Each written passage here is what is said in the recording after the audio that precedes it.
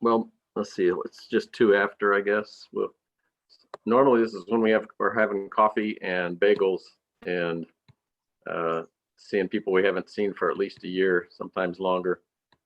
I'm able to see the participants' names. If you want, you can do that as well. Click on participants. You can see who all's here today at least. So it's good to see some old friends and people that lots of people I don't know. But anyway, maybe I'll go ahead and start the official welcome if everybody can take their seats. We've got a really good turnout today. You know, we weren't sure how this would go, and we've got 25 people, I think, in attendance at the moment or something. And I appreciate everybody taking time. It's not as pretty as one of our state parks. I tried to add a little bit of natural here behind me, but that's obviously not where I am at the moment. But anyway, thanks for everybody for coming. We've got a good program today. In a little bit, I'll introduce Bobby Wilson, who's the Executive Director of Tennessee Wildlife Resources Agency. And he's going to talk. We'll be able to ask him some questions. Ken's going to explain how the questioning is going to work. And then I'll introduce Bobby. We have a business meeting. After that, we'll be voting for some new board members and get a treasurer's report. So I look forward to everybody. I'm glad you're here. I'm glad you're able to hang with us. And Ken, if you want to give us instructions on how to ask questions during Bobby and after Bobby's presentation, then I'll introduce Bobby. Sure. So for those people that are familiar with Zoom and normal Zoom meetings, you realize you're not on camera. You are, as an attendee, you're able to hear us, but not really be seen on camera. If you would like to ask questions, there's some features down at the bottom. If you'll mouse over the screen, you'll see there's a Q&A section and there's a chat section. You can put questions in there, or you can raise your hand. There should be a hand raising feature. Raise your hand, and at the end of Director Wilson's presentation, we may make you live via audio only to be able to ask those questions to him.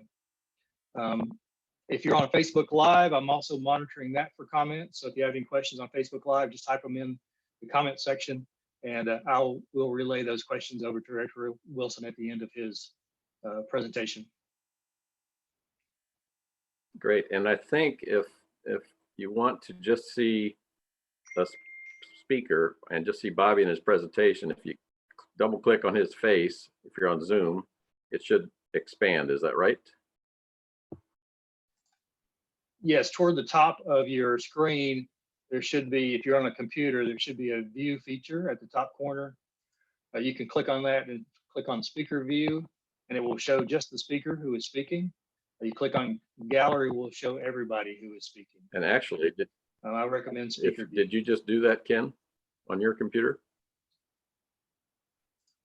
Because it popped up Bobby for me on mine as well, so I didn't have to do it. So maybe that's done for everybody. So anyway, let me go ahead and introduce Bobby. Bobby and I have been friends for I think we decided 27 years or something like that, as members of the American Fisheries Society and serving as officers on that at the same time a long time ago. So when I heard that he was promoted to executive director of Tennessee Wildlife Resources Agency, I said, oh, I bet I can get him to be speaker at our annual meeting. So Bobby's getting a little payback. But anyway, let me give you, Bobby was born and raised in Nashville. He got a BS in wildlife management from Tennessee Tech. And then in 1977, followed that up with a master's at Tennessee Tech in fisheries management in 1979. Was hired shortly after that on a part-time basis with TWRA, and within a year was hired full-time basis as a lake manager at a couple of the lakes out in West Tennessee. In 1984, he was promoted to fisheries biologist and worked in West Tennessee. And then in 1997, moved back to Nashville, became the Assistant Chief of Fisheries for TWRA. In 2010, was promoted to Chief of Fisheries. In 2015, was promoted to Deputy Director of TWRA. And then just this past year, or this year in 2020, was promoted as to Executive Director of TWRA. Bobby's married to Molly, and they've got 3 growing children. And Bobby, I'll let you take it over. Thank you very much. Thank you, Mark. Gosh, it has been a long time. Yeah, my first job was my best job. Never ever dreamed of being a deputy director, even as recent as a few years ago. But things happen, and I'm enjoying my new role. And it's been a challenge with the COVID stuff because our offices, most of our regional and our main offices are closed. So we don't have as many employees coming in as you would expect, just a skeleton crew. And it's just kind of weird, but maybe it was good because it's a good transition to kind of start off slow instead of jumping into the hot water. But I appreciate the introduction, yeah. And if it's okay, what I'd like to do, I know Director Carter, former Director Carter, Ed Carter, spoke to this group a few years ago, and he might have given you the group an update or kind of a little background about our agency, but I want to go over some of the things our agency does real quick. I won't say real quick, but faster than I normally would, and then get into some things like funding and invasive species and that sort of thing, which are some of our highlight issues. So I'm going to try, Ken, I'll try my best to go to the PowerPoint if that's okay. You should be able to do that. Go ahead. There it is. How's that? Can you see it? Yep. All right. This is just our mission is to preserve, conserve, manage, protect, and enhance the fish and wildlife of the state and their habitats for the use and benefit of all the citizens of Tennessee and its visitors. The agency will foster the safe use of state waters through a program of law enforcement, education, and access. That's just kind of our overall arching mission statement. But our goals are to place, first and foremost, fish and wildlife in its environment. I'm having a hard time. Let me see if I can do something here. Okay. And agencies planning decisions and encourage full development of the state's natural resources to the benefit of all the citizens of Tennessee, and to implement and encourage utilization of Tennessee's wildlife resources consistent with realistic conservation principles. We have 4 core functions. Our wildlife resource management is a big part. Law enforcement is also big, and of course outdoor recreation, which includes a lot of the hunting and fishing stuff, and information and education gets our things like our Facebook, our outreach, and all things associated with that. And just a real quick structure of a main structure of wildlife forestry, law enforcement, fisheries, biodiversity. Those are what we call our big 4. The top, as I mentioned, we have federal aid, real estate, environmental services, outreach, and communications. Then we have our business functions too, like, of course, the human resources and IT division and license division and a budget division, things like that. But I'm not going to get into that today. Those are functions and divisions that are real important for our agency, but probably not that important to talk about today. So our law enforcement, a lot of people think of TWRA as just game wardens, and that's our kind of face of our agency, our wildlife officers or our game wardens. And that's our biggest division as far as personnel go. And they, of course, their goals are to protect the wildlife and other boaters by enforcing all the boating laws, patrolling, looking for intoxicated boaters, checking boat registration, enforcement of safety regulations, and maintaining boat access. And they conduct also accident investigations. So the boating responsibilities were assigned to us many, many years ago, and we have many boating officers. We have a lot of our wildlife officers who are trained in boating. So as you can imagine, the summertime from about Memorial Day to Labor Day is a really busy time for us, for our wildlife officers. And the ones on the off-floor water, they protect wildlife and other hunters by enforcing all wildlife laws such as bag limits and carrying the proper licenses. Hunter education is a big part for our young people. And we teach all those classes. Of course, we teach them, but we have many, many, many volunteers that also help teach the class and instruct as well. So we couldn't do it without them. And the basic course is free of charge. It consists of classroom and a field day. So that's a traditional. We also have the online. We have two options. One is huntered.com, there's a course, and then one called huntercourse.com. Those require, you can do it online, but you have to go, traditionally there's a field day assigned to it too. We made a decision a couple weeks ago because of the COVID crisis and interaction that we're going to do everything. We got to do whatever we can within our power to try to limit the spread of the disease from people that might gather, kids and young people in the classroom. So we are now relaxing this during the pandemic and allowing the people who get online not to have to do the field day. And if you're over 21, you don't have to do the field day either. It's an option. So anyway, that's something that's a requirement for people in Tennessee. You must have the hunter education course. You must pass it in order to hunt in Tennessee for certain ages. 10 years old and older have to have that, by the way, up to a certain age group. Mark, you're exempt because you're too old. So you don't have to have it. But I would encourage everybody to take it anyway. It's a great course. It's even if you don't hunt, it teaches firearm safety and things like that. Talks about hunter ethics. It's a great course. I've taken it about 10 times with my kids, other people's kids, nieces, nephews. So it's a great introduction to the outdoors and the wildlife.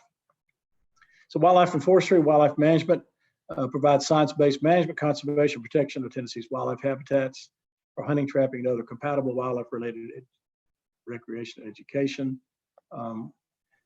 Programs under the Wildlife Management Division are wildlife management areas. I might talk a little bit about that today at the Oak Ridge Wildlife Management Area and North Cumberland, which is kind of interesting I know to this group, especially the Cumberland Plateau area, as well as East Tennessee. We have quite a few wildlife management area property in those areas. Do a lot of research, survey, monitoring of the populations, responsible for hunting regulations, do a lot of habitat management, leased hunting land program, and then private lands. We have private lands biologists in each of the 4 divisions of our agency that will assist private landowners with management of their property for benefit of wildlife. And I mentioned the wildlife management areas. We have 110 across the state. There's 30 in far west, 33 in Middle Tennessee, 29 on the Plateau area, and 13 in East Tennessee. It may seem kind of unfair that we don't have as many in East Tennessee. There's only 13. However, there's more acres of wildlife management area in those 13 than there are in each of the other regions. So it's pretty big, substantial size.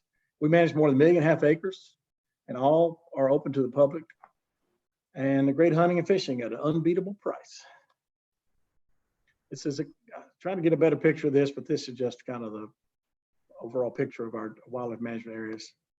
And then fisheries division, which is what I was involved with for most of my career. We managed to improve fish populations and freshwater habitats to meet angler needs while conserving fish populations for present and future generations. So we have 10 fish hatcheries located across the state, 5 warm water facilities.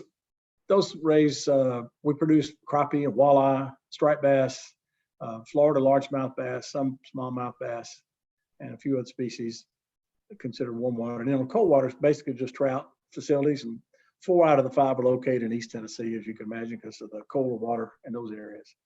And we have there's over 500,000 acres of reservoirs and lakes, and 60,000 acres of rivers for the benefit of our citizens. Interesting, you probably already know this, but all the reservoirs that we have in our state, there's only one major reservoir that's not man-made, and that's Reelfoot Lake. And it's only about 200 years old, created by an earthquake back in the early 1800s. So the fish boating and access maintenance, we do a lot. We're involved with that in some degree. We do a lot of research, survey, and monitoring. Most of our research that we do for the wildlife and the fisheries is through contracts with universities.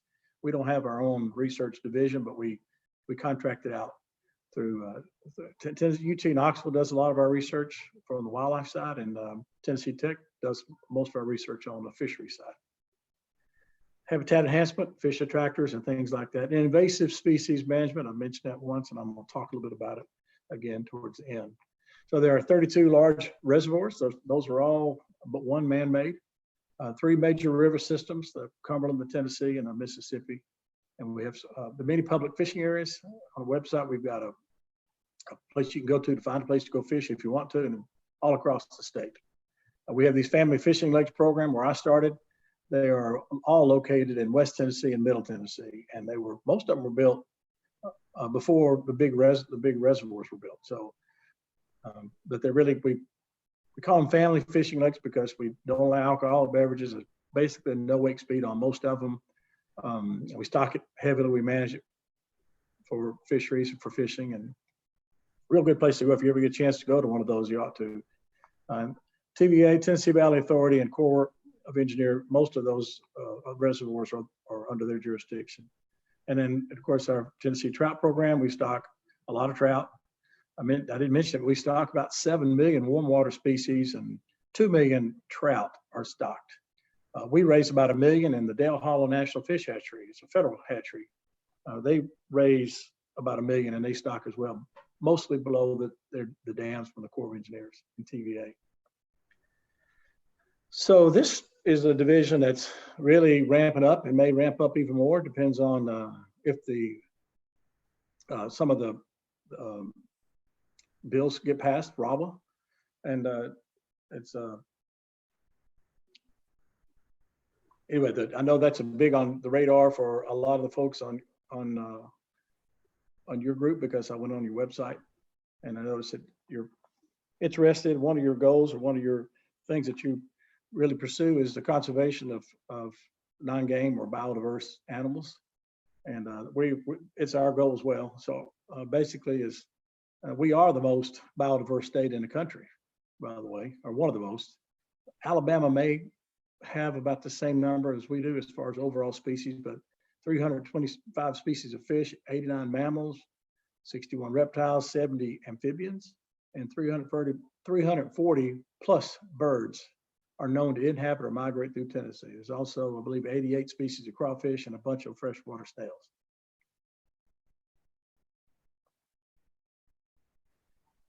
So their goal is to protect and conserve all animals, even those not legally hunted or fished, including threatened and endangered species, native plants and natural habitats through research and surveys, identify critical habitats, conduct education programs, implement recovery programs, and provide assistance. So our agency is responsible for the management of all species of animals. Plants fall under a different category with TDEC, the Department of Environmental Conservation. By the way, RAWA stands for Recovering America's Wildlife Act. I think I said RAWA, but that's just the acronym for Recovering America's Wildlife Act.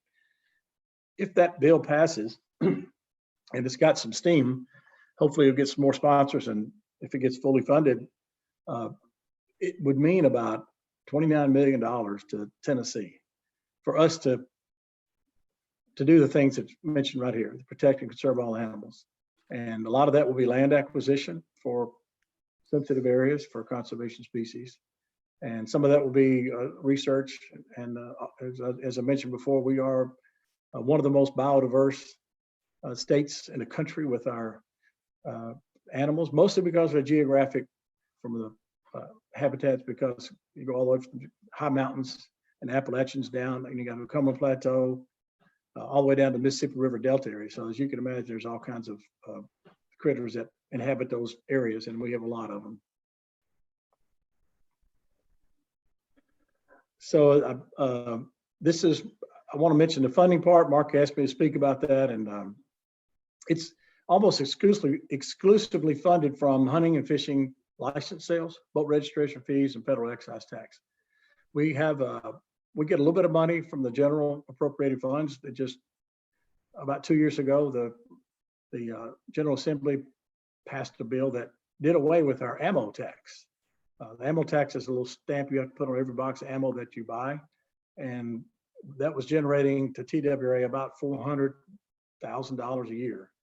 And so the General Assembly repealed that and said you don't have to have it anymore. But there's another law that says anytime the General Assembly does something to affect the funding to our agency, they have to make it up by appropriation. So that's about all the money we get is $400,000 $30,000, $425,000 a year in a general appropriated fund. The rest comes from, the majority of them come from hunting and fishing license sales, boat registration fees. There's another one called the federal excise tax called Pittman-Robertson. And it's a excise tax, archery equipment, firearms, ammunition. Then the Dingell-Johnson Act, Sport Fish Restoration Act of 1950, excise tax on sport fishing equipment and boat fuel. We do get money for what's called the Wetlands Act, Wetlands Conservation Act. It is a small percent on the real estate transfer tax. It comes to TWRA, comes to Tennessee Department of Environment Conservation, as well as to the Department of Agriculture and the Forestry Division. So we don't really split it. We get more than they do, but they get a decent amount, and it's a pretty significant amount for us too. We're able to use it to purchase and conserve wetlands. We're able to use it for maintenance on our wildlife management areas and lands that we own. So it's the ability for us to do that, and it hasn't been in effect that long for us to be able to do that. Has allowed us to not have to raise our license fees, and probably won't have to for a few years as long as we can maintain that money that comes in through the wetlands. And it's about I don't know, $15 to $18 million a year, which is a decent amount of money for. By the way, we have about $100 million budget. Goes up, seems like it goes up every year due to the cost of living, but it doesn't go up a whole lot. So a little bit about more detail about the Pittman-Robertson and Dingell-Johnson is the based on geographic land size, also the number of hunting and fishing licenses sold. As you probably know, if you're a hunter or a fisherman, you know that you can't buy a hunting license or you can't buy just a fishing license. You have to buy what we call a combo hunting fishing license. But it brings back about $35 a year for every license that's sold. We get about $35 in federal revenue back. So your license purchase is an investment. And for those of you who don't hunt, understand too that, again, I mentioned earlier about TWRA, we are responsible for the conservation of all species of animals and those that are not hunted, amphibians, reptiles that I mentioned, birds, a lot of critters out there that we take seriously and we do a pretty good job of managing, but we don't get money. The hunters and fishermen right now are paying for that program. So if you are a conservationist, I would encourage you, if you don't buy a license, you don't have to hunt or fish, but that money goes towards conservation of all species of animals in Tennessee. A little bit about our hunters in our state. Slight decline over time. It's not terribly off, but it is declining. Of course, our national trend right now is the decline in hunters too. I mean, this is just a little bit about our funding from the Pittman-Robertson, which is the wildlife side of things.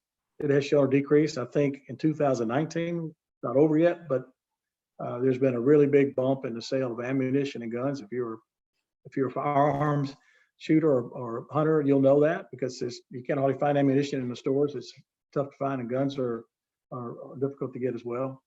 So that helps us, believe it or not, and the tax on those ammunition and guns. So we think it's going to probably be a bigger portion than it was this past year in 2019. So the anglers, same thing, as a slight decline as well. Not terribly bad. I think for the most part, we're kind of holding on, at least we have for the last 10 years. And so we have some excellent, I'm gonna brag about it, we have some excellent fisheries in our state. The funding, however, it looks like a terrible decline, but that's just a different scale. It's not awful bad. It's really just about $400,000 off than what it was a couple of years ago. We expect that to go up as well. Somebody mentioned earlier about a lot of people are hiking and riding bicycles and getting outdoors because of the COVID.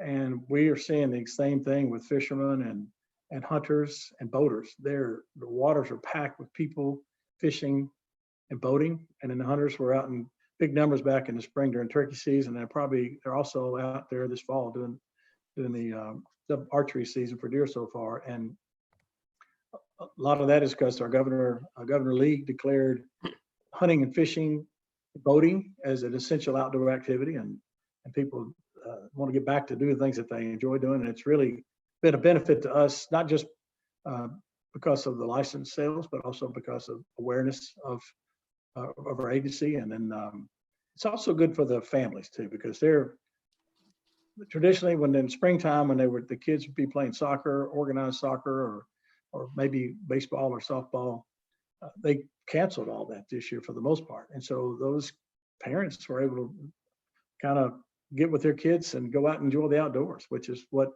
one of our missions is and one of the things we'd like to see, as I'm sure this group does too. So another thing that we're focusing on is called R3, and it stands for recruitment, retention, and reactivation. And why is it important? Well, as I mentioned earlier, tradition and family time and outdoors, but also wildlife and fisheries management funding. We need, because we depend on the hunting and fishing licenses as our main source of revenue, we depend on that, and we have more people out there at least keeping up with where we are, which will be a retention, and bringing back those people who may have done it in the past. We've seen a lot of that this year. And then of course, recruitment, I'm gonna talk a little bit about that, some of the things we do to try to recruit new people to our environment, and maintain the importance of traditions for future generations. So this R3 is it's fairly new. It's a nationwide effort, by the way. It's not just Tennessee, so we don't have to invent something. We take the best of what other states have done, and we're implementing it ourselves. But we've been doing it for a while. One's called Becoming an Outdoors Woman, BOW, and there's also the National Archery in the Schools program. It's not necessary, it doesn't teach or encourage people to hunt, but it encourages them to shoot a bow and arrow, and they compete, and it's a really big program in our state. It's also one called the Tennessee Youth Outdoor Summit, a week-long program that's put on by the Tennessee Wildlife Resources Foundation and the TWRA, and teaches young folks, mostly high school, about the outdoors, canoeing, kayaking, fishing. It's a really good program that takes about 100 kids a year. There's a Tennessee Hunting and Fishing Academy that's right now being put on by the Tennessee Wildlife Federation. We have various women's muzzleloader hunts, youth and young adult hunts. It's not mentioned here, but we also do a lot of veterans hunts like Wounded Warrior hunting and fishing programs. And then free fishing days, it's early June, and then we teach some fishing courses as well. Regional education centers, we're developing one in Buffalo Ridge. It's on the Buffalo River, which is west in the Buffalo River in Tennessee, and it's west in Humphreys County. And that's fairly new, but we're making some progress on that. It's going to be a really, really neat place for education, for outdoor education, once it's finally built. We're also involved with Project Wild, web-based species and habitat information courses, wildlife viewing project, Sandhill Crane Festival, the elk cam. By the way, if you've ever been to Hatfield Knob in your area where the elk viewing tower is, we're going to tear that down and build a better one. And that's the plans for that have been made. We just got to get the work going. It may have already been started. If not, it will be very soon. So I mentioned invasive species. Basically, I'm just going to talk about two. And chronic wasting disease is not really an animal, but it's a disease, and it's caused by what they call a prion. It's not a virus, it's not a bacteria, it's a misfolded protein. Without boring you with the details, it's bad. And we have it now in a part of our state in the deer herd. Just affects cervids or deer. Also, Asian carp, I'm sure you're familiar with those. You've probably been hearing a lot about that, especially in regards to Watch Bar Lake. So chronic wasting disease, a little bit about these are just some pictures of some deer that have been infected. A lot of them, as you notice, one on the left is behind a fenced area. A lot of the diseases were spread early on from captive deer. And the problem with the disease is they can be infected, but they won't show any symptoms for about 16 to 18 months. So they have plenty of time to transmit it to other animals before they even know they've got it, or anybody knows that they have it. It's found in 26 states. We're the 26th state to have it now in the country. It was first discovered in Colorado in 1967. So it's been around a long time. It's always fatal to deer. There's no recovery. There's no immunity to it. There may be immunity to offset the symptoms a little bit, but eventually they will die from it. And first detected in Hardeman and Fayette County in West Tennessee in December of 2018. Important thing to know, it's never been known to infect humans. So we encourage people that once they have their deer tested for chronic wasting disease, that they don't consume it.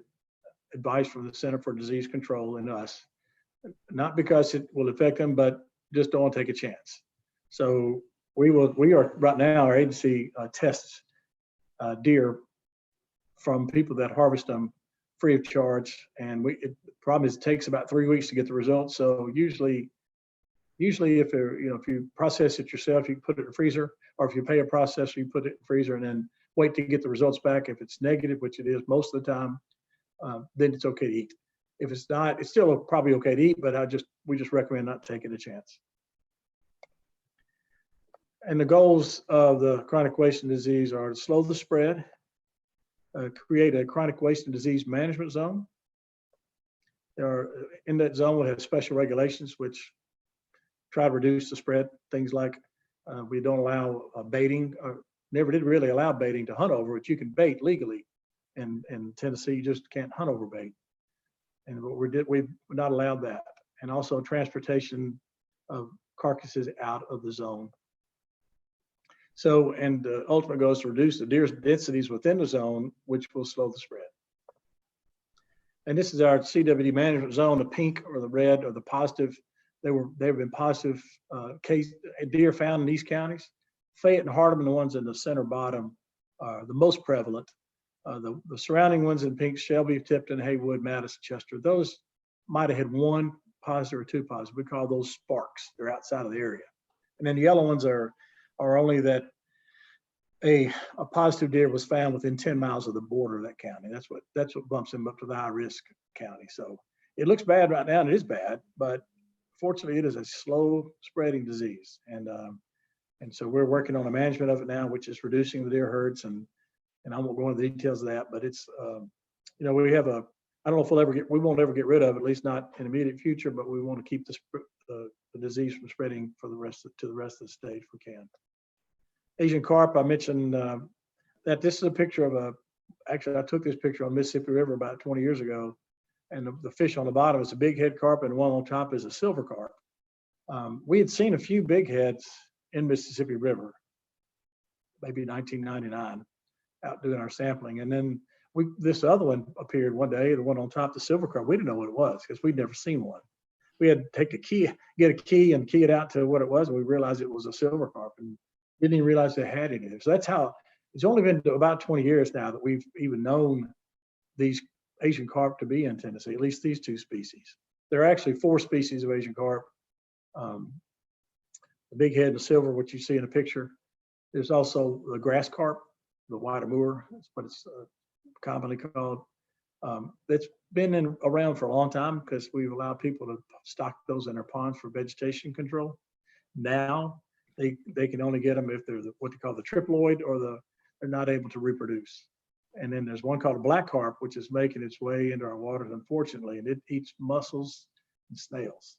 And I mentioned earlier, we have a lot of mussels and snails in our waters. And so we're concerned about them for ecological reasons. And of course, the silver carp are the ones that jump out of the water when they get startled by noise or something. And they're not only a hazard, and they're not only bad because of their what they do to the other fish populations are concerned about that, but they jump out of the water and they're a hazard to boaters too. This is the distribution map. The far left is the Mississippi River in dark red. They're there and they're reproducing in there because of the flowing water conditions. And then the orange is high abundance. We think we had a spawn there in 2015, or they might have migrated through the locks and dams at Barkley in Kentucky out of the Ohio River. So the pink, we know there's a decent amount there, and mostly Pickwick, Cheatham, and near Nashville. But and then of course the green is where we very low abundance. And then the little X's, the red X's you see are isolated individuals or undocumented reports. We don't see many there. We've spent a lot of time. There was one reported there, I think, in Chickamauga or below Chickamauga, I can't remember, this past year, and caused alarm. And we've sent our crews out there, and TVA sent their crews out there for weeks and weeks and weeks and weeks, and haven't picked up another one, which is a good thing. So we do have a plan. One is to restrict the movement of carp by people. The little ones look very similar to a shad, and people, as you know or may know, use shad, gizzard shad, threadfin shad for bait. They'll use a cast net to catch them with, and they'll pull them up in their live well, and they fish for various species of fish like striped bass. So what we restrict the movement of those from areas that we know have have young carp, young Asian carp, and so they can't move those anymore. We also strategically remove carp from populated waters. We're doing that by providing an incentive of what they can get per pound for the commercial market. By the way, Asian carp, the big head and silver carp, are very tasty, or at least they're mild. They're not real strong fishy. They're white meat. They're bony, but you can cut around the bones, and the meat is very good if you haven't tried it before. I compare it to something like crappie, believe it or not. And a lot of people think I'm crazy, but I've eaten it a bunch of times, and it's very mild fish. So you put a good batter on there, it tastes really good. So there's a market for them. There's a market for the food consumption, human consumption. There's also one for lobster bait for traps up in Maine. There's a market for animal feed too. So the markets are out there. We just got to develop those markets pretty soon, and then get that going even more. Right now, the market's about 15 cents a pound. We add another 7 cents a pound to that to make it about 20 to 22 cents a pound, depending on the size of the fish. And then that provides incentive for the commercial fishermen to go out and catch more. And we have actually, about 3 or 4 years ago, there was very little harvest of Asian carp. It was just incidental, but now they're actually going after them and target them. So through our program, what they call the Asian Carp Harvest Incentive Program, we're providing incentive.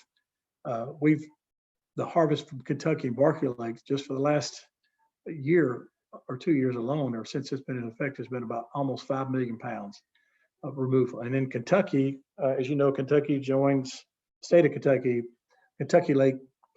Big part of that is in Kentucky, and big part of Lake Barkley is in Kentucky. They have a similar program. It's not exactly like ours, but similar. They've harvested about 7 million pounds, and they've been in the program a little bit longer. So we're making a difference. I won't say they're gone, but the numbers have been reduced, as you can imagine, 11 or 12 million pounds out of those two lakes. And fishermen are seeing it a little bit. The commercial fishermen are having a harder time catching them. Still got a ways to go. We're not giving up. We're not taking a foot off the pedal. We're going to keep on going.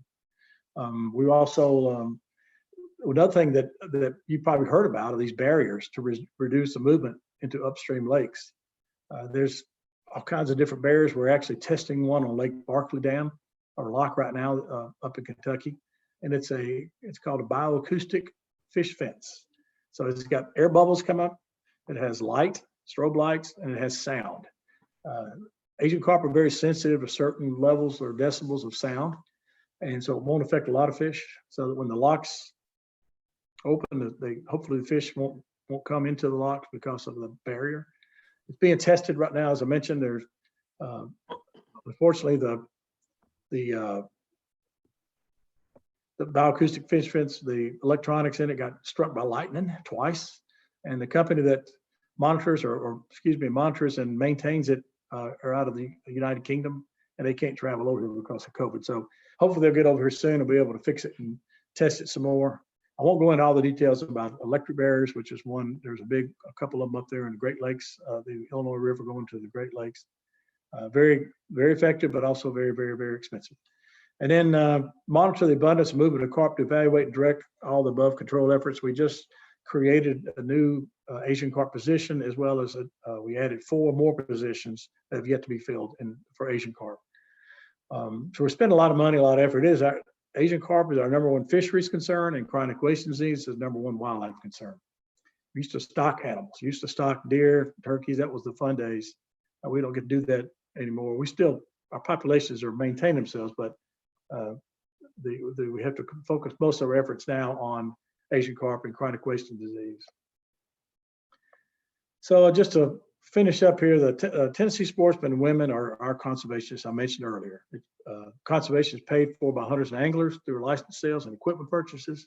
If you enjoy watching wildlife, I want to thank the hunters and anglers for conserving all wildlife, not just game and fish, through their support of sport fish restoration funds, and hunters and anglers. We paid more towards conservation than all the other conservation groups combined. So with that, I'm finished, Ken and Mark, and I'll be glad to take any questions. I know there's probably a lot that I didn't cover, but I don't have that much time. So I already took about probably more time than you expected. But if you have any questions, or if I have time for questions, Ken, I'll be glad to try to answer them. So if anyone has any questions for Director Wilson, if you'll raise your hand, I'll make it so that you can speak. Again, you should see that at the bottom of your screen should be a little hand that you can raise or type in your question. Michelle, oh,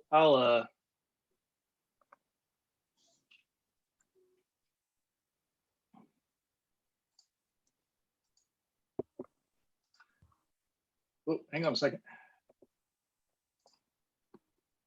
Okay, Johnny, if you'll unmute yourself, you should be able to ask your question now. Hi, Mr. Wilson. I was wondering about zebra mussels. Do you see that population growing in the East Tennessee waters? Or is it pretty stable? Well, that's a good question, Johnny. You know, they've been around for a really long time, since the early 90s. And we panicked when we first heard about them coming out of the, by the way, out of the Great Lakes into Tennessee, but they haven't really caused us a problem, or they didn't for a long time. But now they've made their way up into Melton Hill, Norris. They're in Norris Lake too.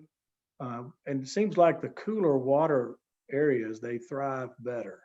The warmer water areas, we didn't seem to have much of a problem. They were there, but they didn't really cause issues. But now they are there in pretty decent numbers in Norris Lake and Melton Hill, and there are some cause for concern, but there's not much we can do about them. But you know, they filter out the plankton in the water, so the water gets clear, basically. And they also they foul up water intake structures, like water supplies for various municipalities, and then TVA dams and things like that. So they cause problems. Is probably pretty expensive to maintain those issues. But as far as fisheries and things, they're not. We haven't seen much of an impact that we know of. We do our best to try to limit the spread of those by literature and put signs up at boat ramps and things like that, and notifying marinas if they have somebody coming in from another state like Ohio that has a lot of zebra mussel, like in the Great Lakes, to make sure that they're inspected before they put their boat in our water. So, Thank you. I think Michelle had a question. I'm gonna make her live so she can speak. Michelle, if you'll unmute yourself. Great, thanks, Ken. Hi, Bobby. First of all, thanks for joining us today. I really appreciate it. It's a pretty gorgeous day out there. So thank you for spending time with us. my pleasure.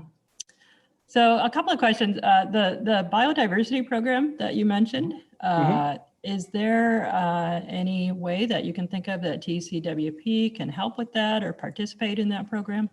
Yeah, that's great. That's a great point. I think if your members could contact our congressional folks, and Senator Laura Alexander, he's already a supporter of it, we know. Marsha Blackburn can be contacted too. And then, as well as on the congressional side, I don't know who your congressmen are in your areas. You probably have different ones, but if you could contact them, if your members could write a letter, send an email saying, hey, we support the Recovering America's Wildlife Act, that would be great, because that's going to be huge when it hits. We think it will, but if and when it hits and passes and hits all the states, like I said, it means $29 million for us. Right now, that's good, but it's also bad because there's a match have to go along with that. If it's a 25% match, we've got to come up with about $7 million of state dollars, and that's a year. So we'll cross that bridge when it happens. But actually, due to the COVID, there's been talk that they may reduce that to a 10% match or maybe no match at all. So, but anyway, I would just if y'all could, your members contact your congressional leadership in DC and say, hey, we support this. We think it's a great thing. Yeah, we can definitely do that through our newsletter and social media posting. So yeah, That'd be great. Yeah, we'd love to do that. So kind of a related question, if I can take another one. So, you know, DOE lands, the Oak Ridge Reservation is one of the biggest continuous forested areas in the southeast, given the legacy of the area. So I just wondered if you can comment on if you're hearing DOE's message to TWRA for the lands that you manage, and if you anticipate any changes or updates to that management scope. Sure. So I was actually I made a visit to Oak Ridge a little over a week ago, and I wasn't really familiar with our wildlife management area there, but wanted to get more familiar with it. Met with our folks there, Shannon Young, who is our area manager, and then Wally Aiken, who's a regional, actually he's assistant chief of wildlife, and then Commissioner Steve Jones out of Clinton was there too, and then Jason Maxidon, who is our deputy director. So we had a good meeting with DOE folks and then with some of the contractors who are responsible for the cleanup of the area. And they want to turn over the land, at least in the Borse area, to TWRA. And we're already doing management there. We're already doing some things to early successional habitat, some habitat improvement things for the benefit of wildlife. And we can even do more. And one of the other benefits are, and I'm sure you're familiar with this, are the trails. There are some legal trails there, but there are also some trails that have been created that have not been approved. So right now our agency folks can't really enforce it because it's not our property. But once it gets turned over to us, it looks like it will. Then we will be able to better enforce regulations as far as illegal trails and use of it. And also by motorized vehicles that are getting on there, 3-wheelers and 4-wheelers, UTVs are not supposed to be there because we don't want to, number one, that's one problem, but then the degradation of the habitat if they go off on these trails, sensitive areas, and then and maybe even introduction of invasive plants. So, but that's all now. There's hopefully there'll be some discussion on other parcels like maybe the 3 Bends area, but there's nothing concrete yet. We'll just have to see how that goes. I think maybe people are kind of watching the DOE folks see how we do with the Borse and see how things go there. And if they go well, then there may be room for other transfers of property. Hope that answered your question. Yeah, definitely it did. Thanks, Bobby. Yeah, I wasn't aware of that transfer of land, so that's good news. Yeah, we're excited about it too. Good, great, thanks, and thanks again for coming out or You're welcome. being here. You're welcome. I think Robert Kennedy's got a question for you. He's going to unmute himself. Hi, yes, I'm Robert Kennedy. I was part of the land use focus group 20 years ago that led to the creation of Borse. So I'm surprised here. I know TWRA owns the easement, the conservation easement, but you mean the land itself is going to be transferred from DOE to TWRA? That's the way I understand it. Oh, okay, that'll be news to a lot of us. So I'm going to ask you today, you've probably heard there's a proposal to put a racetrack, not in Borse, but in a parcel inside of Borse in the Horizon Center, which is that industrial, 6 industrial parcels separated by natural areas, exclusion areas, kind of wrapped within Borse. Borse wraps around it like a pig in a blanket. So we have a concern. I'm chair of the city's environmental quality advisor, EQUAB. I'm sure you've heard of us. We have a concern about noise pollution into Borse, disrupting birds and such, which need quiet. Not to mention the people who enjoy walking around in peace and quiet. So was TWRA notified by the developer that they would put this impactful activity so nearby Borse? Have you been officially notified by either the Industrial Development Board or the developer who wants to build the racetrack? Yeah, I don't think we've been notified. Maybe locally, like Shannon Young, I'm sure he's aware of it. I'm not. I mean, I've heard of it. It was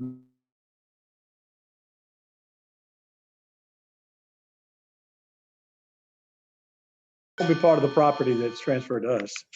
No, So no, I can't- it that's our scope, but I'm sure we'll have a chance to comment on it when it, when it gets.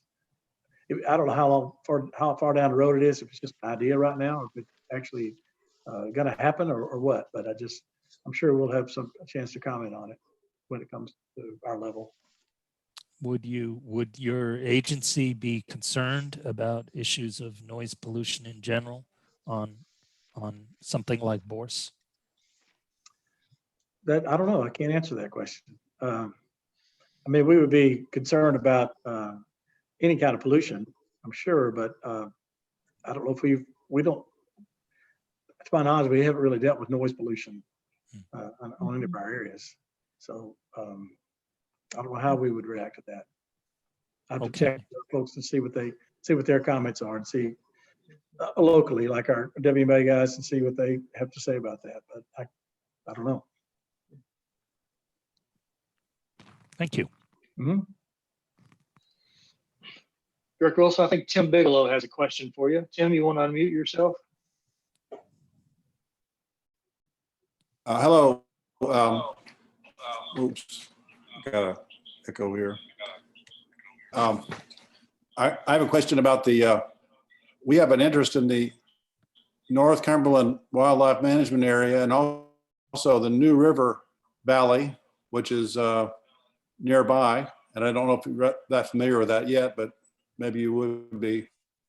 And the New River Valley is a really very scenic river valley. And it has a lot of popular ATV areas around it. And that's okay, but I'm wondering, one of the things that ATVs are doing is their favorite thing is apparently to ride right through the river and up and down the river valley. And of course, that's terrible for fish and scenery. It's a muddy mess, I think, at times that I've seen. And I've seen like 20 ATVs even, all just running right through the river.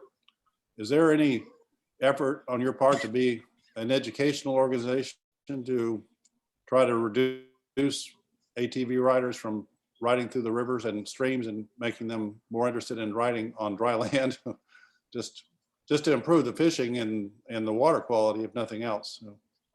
Sure. Yeah. I mean, yeah, we definitely would do that. I'm not that familiar with the New River area, the valley, to know much about it, to say whether we enforce any regulations that say you can't do it. But I know that education is a better way to do it, probably. I know that on the Royal Blue area, which is a huge ATV area, we don't allow people to go into creeks. Maybe we have some crossings set up, but we don't allow them to go into creek there. So if it's under our jurisdiction, I'm sure we would probably not allow that to happen. But I don't know if it's under our jurisdiction or not yet. I can't recall.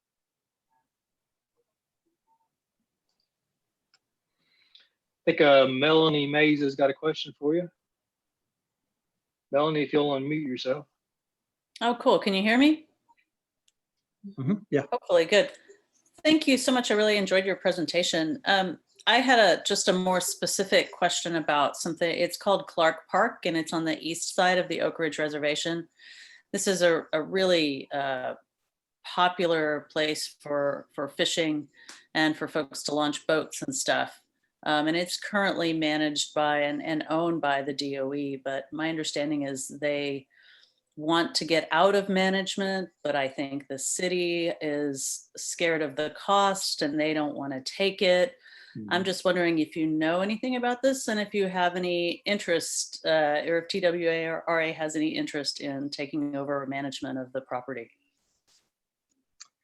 News to me. I assume it goes into Melton Hill, one of the launching areas, access areas. We have a lot of access areas across the state, and it is a drain on our resources to try to maintain those, but we do it. A lot of times we'll if we develop a new access area, we will have a memorandum of agreement or memorandum of understanding with the local county or city that they will maintain it. So I doubt if we'll take it over to do the maintenance of it, just because it's a bigger cost to our already strained budget. So but I would just encourage you to get DOE to either continue on or have the city take over the maintenance of it. But I'm not saying we won't do it, but I would have to look into, have our folks come with a proposal to us and say, hey, here's what we recommend, or here's what's happening, here's what's recommended. And we just have to look at it and see what the cost would be before we took over something like that. Thanks. And just for reference, the park that she's talking about is a park that's located in kind of in the Three Bends Okay. area, which is an area that you guys already maintain, but there's a park there. It's got some softball fields, input for boats, as well as it used to have a swimming area, but I don't think they maintain the swimming area. Yeah, but it's located kind of in that Three Bends area. yeah, our focus would be on the boat ramp and the parking. And maybe if there's a fishing pier or a courtesy dock or something. Those would be what we would focus on most of our access areas. Yeah, there's some very nice docks there that you all maintain, no question about it. Does anyone else have any questions? So raise I your wanted to give hand. a shout out on Clark Center Oh, Park regarding TWRA's past involvement with it. That when Jim Evans was wildlife management area manager here, he was very excited about things like building he was responsible for establishing a fishing pier there, fishing dock for handicapped access, and I know that TWRA has been very involved with the boat dock there. It's not new to your organization. Right.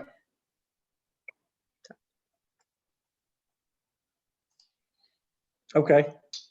I'm writing it down. I'm going to try to get some more information from Shannon Young about that to see if you can fill me in on it.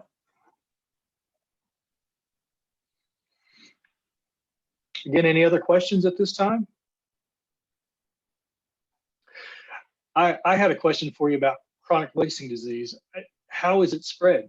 It's mostly spread by contact from deer to deer. I mean, when a deer sees another deer, a lot of times their noses will meet and they'll spread it through the saliva. It's also through mating when the time of year when they mate, which is now, they can spread it that way. Believe it or not, there's also the possibility that it can be spread from like an infected carcass disposal. Like if you bring in a contaminated deer once infected and bury it, or not bury it, but leave it on the landscape. So these prions are very hardy. They just don't disintegrate. They stay in the environment.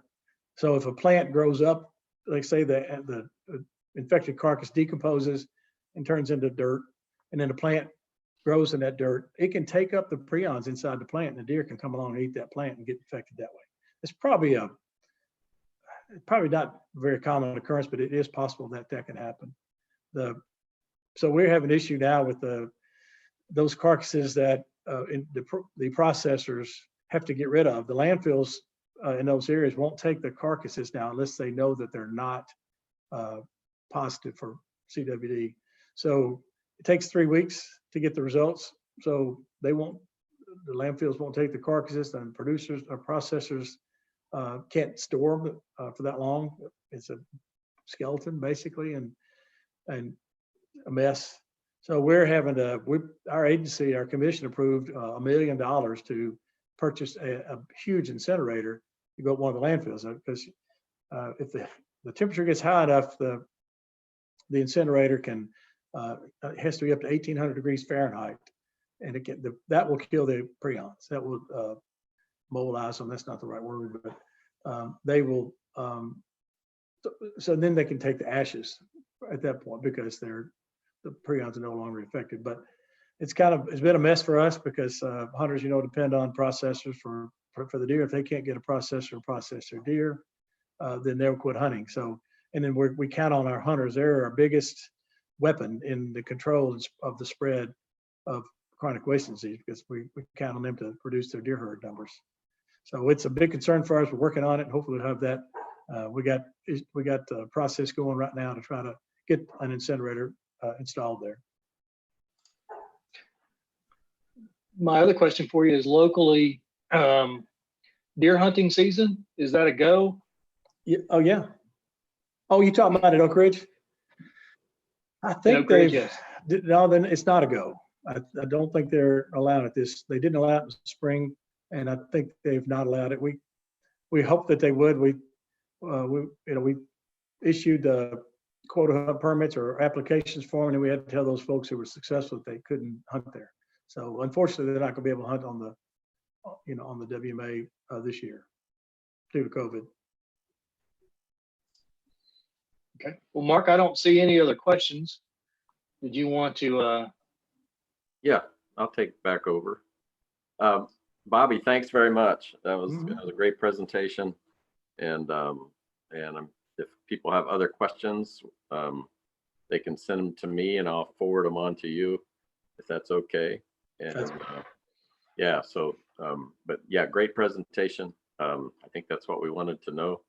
And you can hang around, or if you want to go on and enjoy a beautiful day, I completely understand. So we're going to continue for another 20 minutes here, half an hour maybe. So thanks, Bobby. I wish we could all give you a round of applause. I know that that you would get one if you could hear. Yeah, there's a few of us that can. So anyway, but thanks a lot. We'll be talking to you later. All right, Mark. Thank you. And thank you to everybody who was here. I enjoyed making the presentation today. If you have any questions, again, send them to Mark and I'll be glad to try to get to them. So thank you. Great. So at this time, we're going to continue with the business meeting. And I usually start off with kind of a recap of the year, sort of what we've been up to as a group, and recognize some folks. So let me start with sort of some sad news. We lost 3 really outstanding TCWP members in the past year since we last met, and I suspect more than those 3 as well, maybe, that I don't know about. But Mark Peterson passed away. He was a past board member. Ed Klepsch was a past board member, and Gary Grammatbauer, and those people were still involved locally in conservation activities right up until the time of their passing, and we're sad to see those people go. They were great friends and great conservationists. So with that said, let me move on to maybe other sad things first. So it's been a crazy year nationally with the pandemic and with the current administration. And I won't say too much about that, except that one of the things that we are faced with is sort of an assault on NEPA, and that's ongoing. Hopefully there's only a few months left where damage can be done and maybe that can be restored. But so that is something that we're concerned about as an organization. There is some good news nationally, though, and that was the passage of the Great American Outdoors Act. And as part of that, there's also then permanent funding that's been provided for the Land and Water Conservation Fund. And so those are real important things, and an important achievement for a lot of conservation folks. And our organization, I know, supported that and wrote letters over the years. And so it's good to see that. Locally, we've been active in a lot of different issues, and some of those are certainly ongoing at the moment. The land acquisition within the Obed Wild and Scenic River is something that we've been really successful in supporting in the past few years. So we've made good friends with landowners. Some of them have donated lands. In some cases, we've been able to buy land. In all cases, we don't want to hold that land for long. We would hope that we can transfer it or sell it to the Park Service, and the Park Service is happy to make that happen when they're able to. So that's been a good relationship. We've got a few things that are still ongoing. We're trying to trade a little bit of land that we have that's outside the park boundary for some that's inside the park boundary. We've got another family that's interested in transferring land eventually to the park, but if that can't happen, they may go through us, and we may acquire some of that land and help them get that land donated to the park. And that's a family that has already donated over 100 acres along the Obed River to the Park Service. So there's some good things going on with Obed land acquisition, and they're making really good progress in continuing to get the land that's already designated within their boundaries. A couple other things that are going on that are kind of big. Obviously one's the Motorsports Park at the Horizon Center. There's been a lot of other agents or organizations that we've been collaborating with and trying to fight the development of that area for Motorsports Park. And we've posted on our website. We've sent out a letter to all the members, encouraging them to write letters. The deadline for letters to DOE is the 21st of this month, so just a few days left. So you can send an email to the DOE representative. You can find all that information on the website or in an email that we sent most of you, I believe. And so, you know, put your personal touch to it, copy and paste whatever you want. But you know, there's a lot of issues with that, and that we don't believe have been addressed very well. One of the things that we haven't publicized a lot, because it's a little bit touchy situation, I guess, is there's a railroad company that's based in Kentucky and this is something that Tim referred to earlier, in the New River Gorge, which starts in or the New River Valley.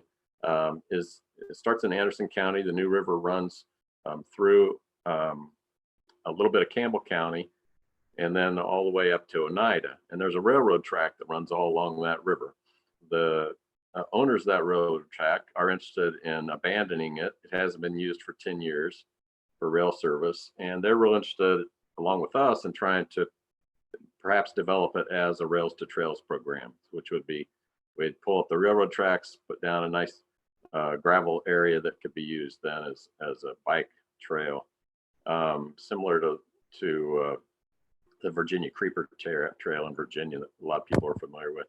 So obviously this isn't something that TCWP can do, but we can try to encourage the counties, governments in those 3 counties to